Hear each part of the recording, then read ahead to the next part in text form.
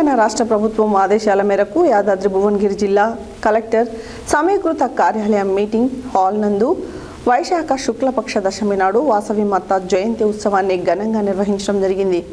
కార్యక్రమానికి ముఖ్య అతిథిగా జిల్లా additional collector local body Bhaskar Rao పాల్గొని జ్యోతి ప్రజ్వలన చేసి పూలమాలలతో అమ్మవారికి అలంకరించారు.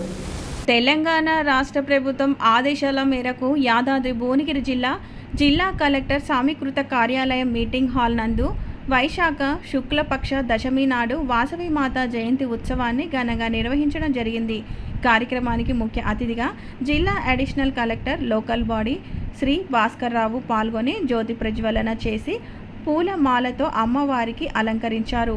అదేవిధంగా యాదాద్రి భువనగిరి జిల్లాలోని శ్రీ వాసవి మాత ఆలయానికి డివైఎస్ఓ వెళ్లి పూజలు నిర్వహించారు. ఇటీ కార్యక్రమంలో జిల్లా additional collector local body Bhaskar Rao మాట్లాడుతూ ఆర్యవైశ్య సంఘాల అభ్యర్థన మేరకు వాసవి కన్యకా పరమేశ్వరి దేవి జయంతి రాష్ట్ర పండుగగా గుర్తించింది.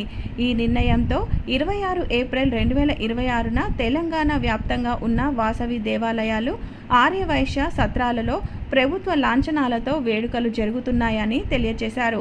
అదేవిధంగా జిల్లా యువజన మరియు క్రీడల అధికారి కె ధనంజయులు మాట్లాడుతూ ప్రతి ఏటా వైశాఖ శుక్లపక్ష దశమి రోజున వాసవి మాత జయంతి అని దీనిలో భాగంగా ఈ సంవత్సరం వాసవి మాత పండుగ సందర్భంగా రాష్ట్ర వ్యాప్తంగా ఘనంగా వేడుకలు నిర్వహిస్తున్నామని, వాసవి మాత జయంతిని రాష్ట్ర పండుగగా గుర్తించడం పట్ల ఆర్యవైశ్య సంఘాలు హర్షం వ్యక్తం చేస్తున్నాయి అని తెలియజేశారు.